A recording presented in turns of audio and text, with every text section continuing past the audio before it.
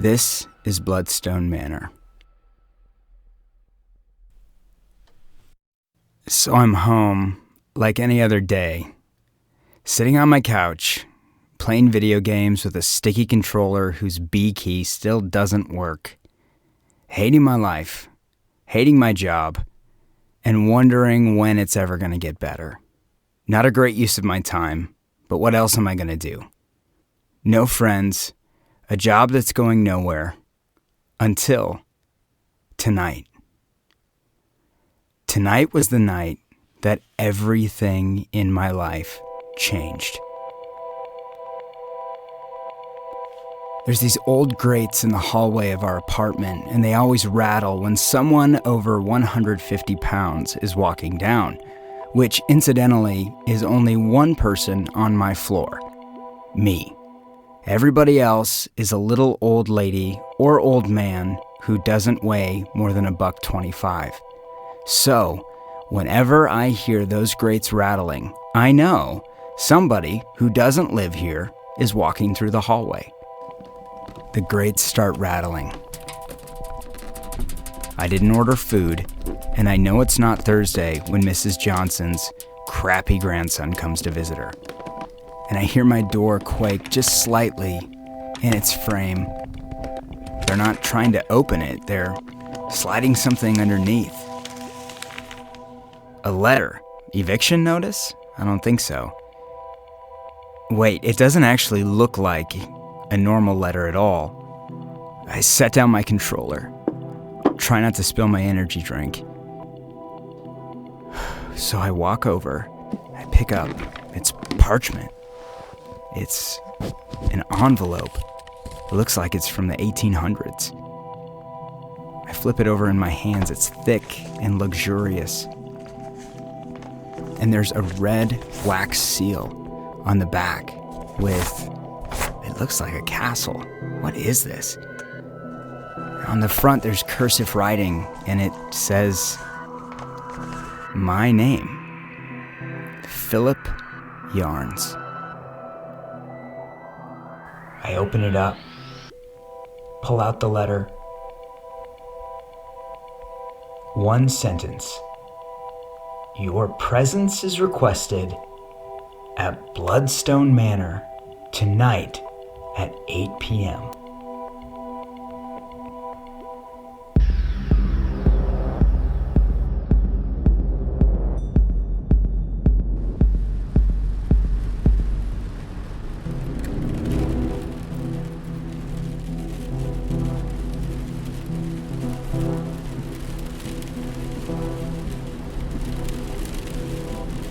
I'm winding down familiar roads. I'm really doing this. I'm actually headed to Bloodstone Manor. What am I doing? This has got to be a prank, right? I mean, Bloodstone Manor, this is the thing that everybody knows about, but nobody knows what's actually in there.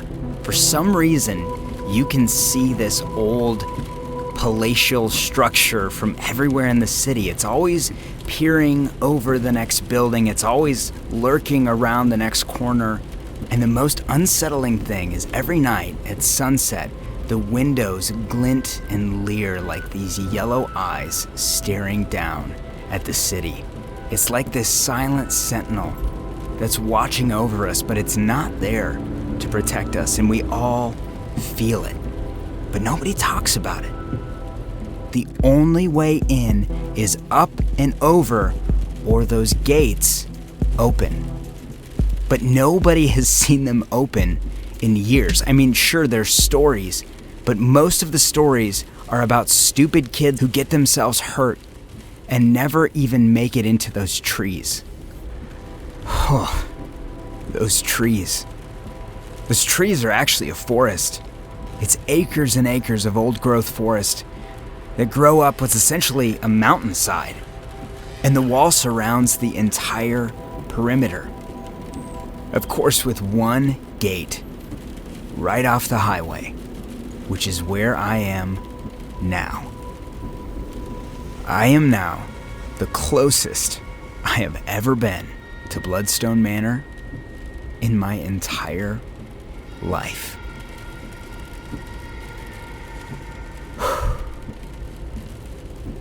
I grip the steering wheel tight. I squint. My headlights are straining against this mass of darkness on the other side of this wrought iron gate. Gargoyles leer down from their perch, and the moon passes by, silent and pale, giving them a striking relief against the night sky.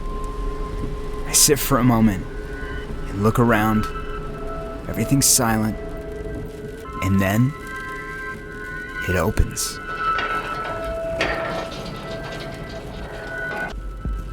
The gravel grates under my tires, and I start driving up the winding road leading to the manor. What people don't realize if they've never been in old-growth forest is there's something strange, mystical, ancient. There's a sentience, like someone or something is watching you. You don't know if it's the trees or something else behind the trees. You just know something's there because the hairs on the back of your neck stand up to let you know. And that feeling of uncanniness grew the further up this mountain I got. And the higher I climbed, the deeper the pit in my stomach got. And then, just as I was entering the clearing near the top of the hill, my car shuddered, like it always did, but this time, it was different, because I shuddered with it.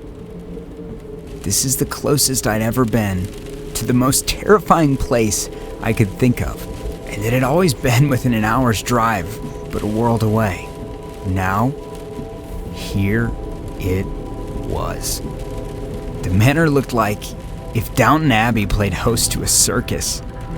Unkempt vines, tangles of old flags and banners, a testament to years of neglect, but still, it was majestic. The manor rose into the night sky like it owned the world, and its towers and turrets obscured the moon. A storm was rolling in, and the lightning flashed off the bone-white stone, intricate details that burned into your corneas. And when you blinked, you still saw the patterns crawling across everything in view. My headlights caught something metallic. There are cars here. 2 of them, belonging to people who are obviously far richer than me. I ease in between them, put the car in park, turn off my engine, and grab my invitation. I feel like I'm gonna need it. There was light coming from an open portcullis. I walked toward it on uneven cobblestone, pools of water already starting to collect. I pulled my jacket tight around me and broke into a jog, entering into the courtyard beneath the open jaws of the portcullis gate. There were 2 people ahead, a man and a woman, standing in front of a metal box beneath a sheltered colonnade. The giant doors of Bloodstone loomed in the back as I trotted up to the pair. "Hi," I said. I couldn't think of anything else. The woman pulled up her left sleeve and glanced at her watch. "Well, it's 8:02. Should we get started?" "Get started with what?" I asked. The man gestured toward a note. "I pulled this off the top of the box. It's the only thing we know, unless your invitation said something different than ours." I pulled out my invitation, and they pulled out theirs. All the same, a single sentence with Bloodstone Manor at the end.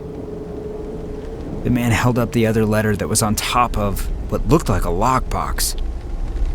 He shook the water off the letter, then read, "Welcome to Bloodstone Manor. Tonight you are here to prove yourselves, and to the victor will go the spoils.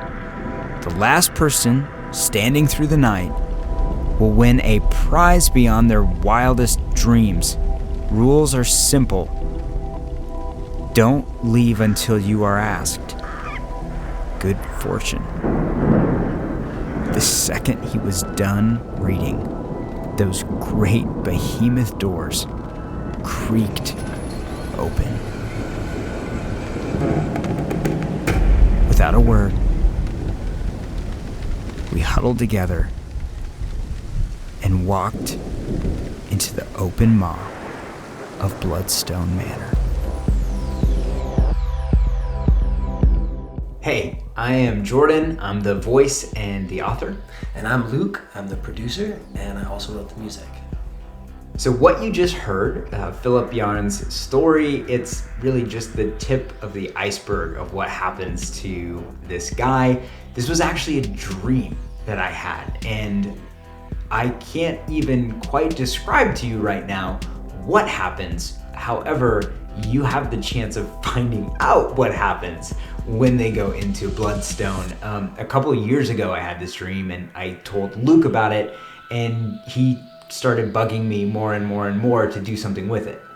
I absolutely was enthralled by the story, and it inspired me so much. I went up into his upstairs living room and I wrote the song, and I don't know, it's just such an amazing story that I couldn't let myself be the only one that heard it.